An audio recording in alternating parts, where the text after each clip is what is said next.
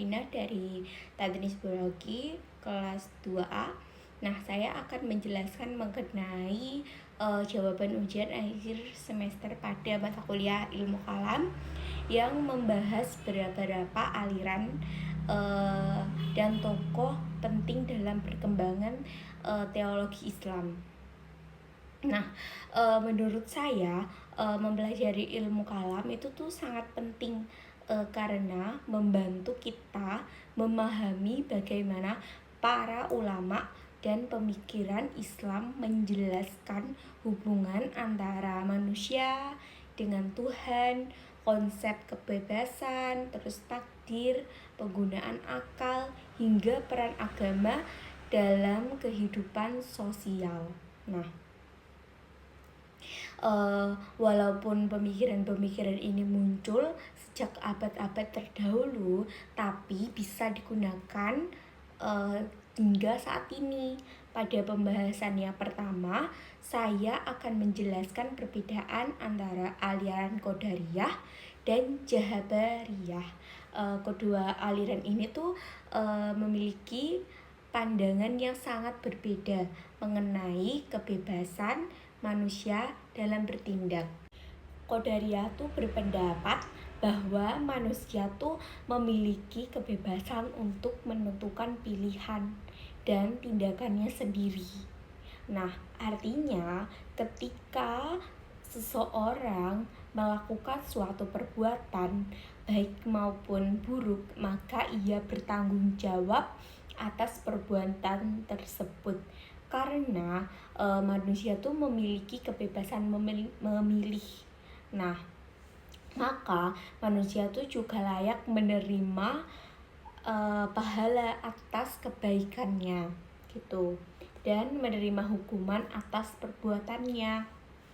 Nah, tokoh yang dikenal sebagai pelopor aliran ini adalah Ma'bad al-Juhani dan juga Ghailan ad-Dimashqi. Nah, itu. Nah, sebaliknya Jabariyah tuh berpendapat bahwa segala sesuatu yang dilakukan manusia pada dasarnya itu sudah ditentukan oleh takdir Allah. Nah, dalam pandangan ini tuh manusia tidak memiliki kebebasan mutlak karena seluruh tindakannya tuh berada dalam kehendakan Allah. Nah, gitu. Nah, kalau ini tuh alirannya tuh namanya Jabariyah gitu. Pelopornya tuh adalah James bin Sufyan gitu. Nah, itu. Nah, kalau saya sederhanakan tuh perdebatan kedua aliran ini tuh sebaiknya berkaitan dengan pertanyaan yang masih sering muncul hingga sekarang, yaitu kayak apakah kehidupan manusia tuh lebih ditentukan oleh usaha atau takdir gitu. Nah, di Qadariyah lebih menekankan usaha dan tanggung jawab manusia. Nah, sedangkan Jabariyah tuh kayak lebih menekankan kekuasaan Allah dalam menentukan segala sesuatu gitu.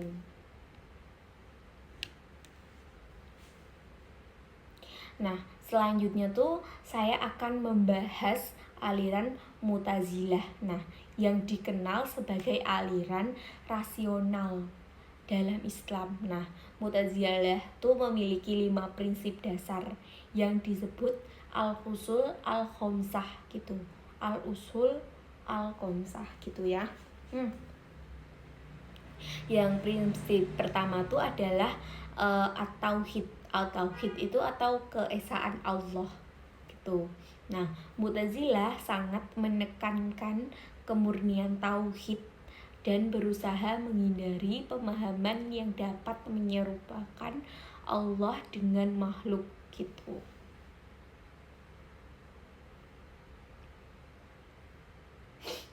Nah, gitu kan teman-teman. Nah, yang kedua tuh ada aliran ada al-adl. Al-adl itu artinya adil. Nah, Allah tuh adil kan. Nah, menurut Mu'tazilah tuh Allah adalah Tuhan yang maha adil, sehingga manusia tuh harus diberikan kebebasan untuk memilih gitu. tindakannya sendiri tuh dengan demikian pemberian pahala dan hukuman menjadi sesuatu yang adil gitu. Nah, yang ketiga tuh ada al-wa'd. Nah, al-wa'd itu adalah janji dan ancaman Allah. Nah, mereka tuh meyakini bahwa Allah tuh akan menemui janjinya untuk memberikan pahala kepada orang yang berbuat baik dan memberikan hukuman kepada mereka yang berbuat dosa tanpa bertaubat gitu ya kira-kira teman-teman. Nah, yang keempat tuh ada prinsip al-mazilah bin al-mazilatain. Nah, yaitu adalah posisi di antara dua posisi dalam pandangan Mu'tazilah. Nah, pelakuan dosa besar tidak dapat disebut mukmin sempurna, tetapi juga tidak langsung dianggap kafir. Mereka tuh berada di posisi dua-duanya. Mereka tuh tidak bisa disebut kafir juga enggak, disebut yang benar tuh juga enggak. Dia tuh ada di tengah-tengahnya gitu ya. Nah, yang kelima itu ada al-amar bin al-ma'aruf wa al-nahi an munkar. Nah, itu apa sih? Nah, itu tuh adalah kewajiban mengajak kepada kebaikan dan mencegah kemungkaran. Nah, ini tuh prinsip yang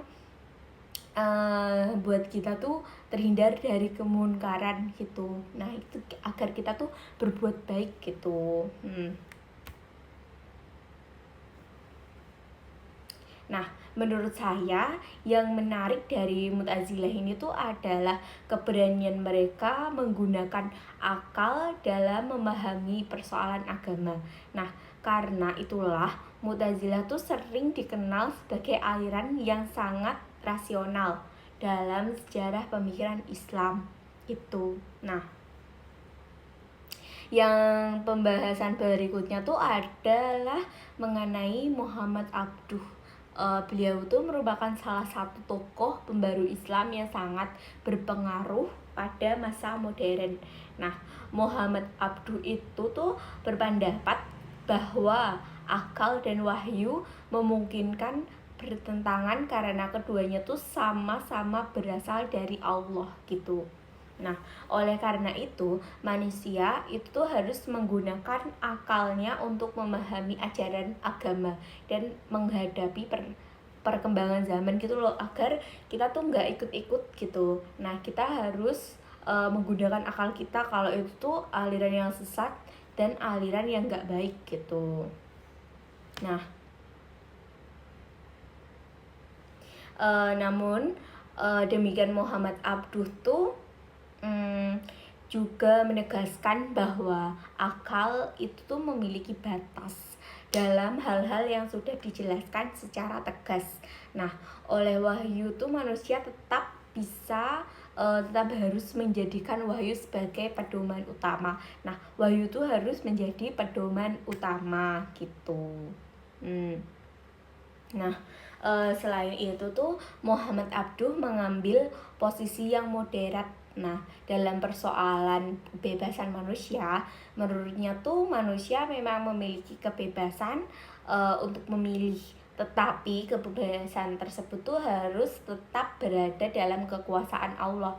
Itu tuh tidak boleh melenceng, harus tetap ada dalam kekuasaan Allah gitu. Nah,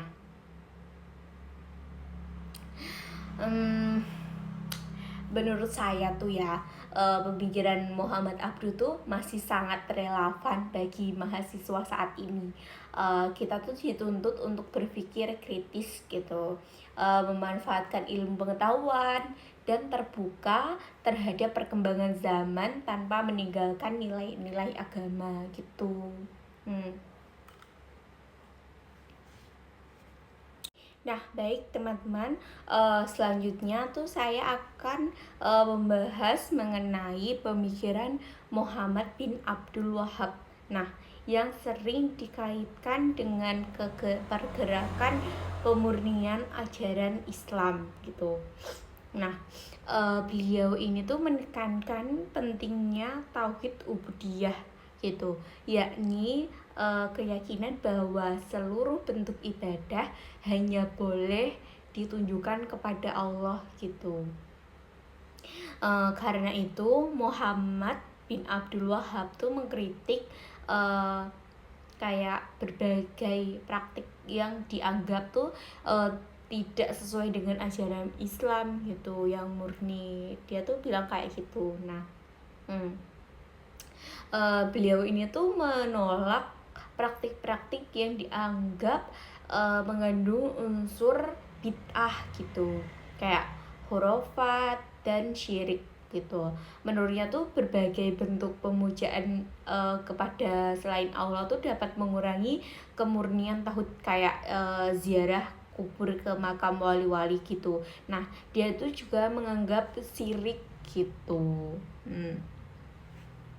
Nah, tujuan utama gerakan ini tuh sebenarnya adalah mengajak umat Islam tuh untuk kembali kepada ajaran Islam yang dianggap tuh paling sesuai dengan Al-Quran dan Sunnah gitu. Nah, tokoh terakhir yang akan saya bahas itu tuh adalah Hasan Hanafi. Nah, Hasan Hanafi itu dikenal sebagai pelopor teologi pembahasan dalam Islam. Nah, menurut Hasan Hanafi itu teologi tidak boleh hanya membahas persoalan yang bersifat teoritis atau abstrak gitu. Nah, teologi itu juga harus mampu menjawab berbagai persoalan nyata yang dihadapi oleh masyarakat seperti kemiskinan, ketidakadilan, kesenjangan sosial, dan penindasan. Dia tuh berusaha menghubungkan warisan intelektual Islam dengan kebutuhan masyarakat modern. Nah, oleh karena itu tuh teks-teks keagamaan perlu dipahami secara konseptual agar mampu memberikan solusi terhadap berbagai masalah sosial. Nah, menurut saya tuh pemikiran Hasan Hanafi itu menunjukkan bahwa agama tuh tidak hanya mengatur hubungan manusia dengan Tuhan, tetapi juga mendorong manusia tuh untuk berperan aktif dalam menciptakan kehidupan yang lebih adil dan sejahtera gitu. Nah, dari seluruh pembahasan tersebut tuh saya memahami bahwa ilmu kalam tuh bukan hanya membahas persoalan ketuhanan, tetapi juga membahas kebebasan manusia, penggunaan akal, kayak tanggung jawab moral, serta peran agama dalam kehidupan sosial. Nah, setiap aliran dan tokoh itu tuh memiliki cara pandang yang berbeda. Nah, namun semuanya tuh memberikan kontribusi peran penting dalam perkembangan pemikiran Islam ini. Nah, melalui pembelajaran ilmu kalam ini tuh kita dapat memahami bahwa perbedaan pandangan tuh merupakan bagian dari kekayaan tradisi intelektual Islam yang dapat menjadi bahan refleksi dalam menghadapi berbagai persoalan di kehidupan kita gitu. Mungkin itu saja dari saya, kurang lebihnya tuh saya mohon maaf. Wassalamualaikum warahmatullahi wabarakatuh.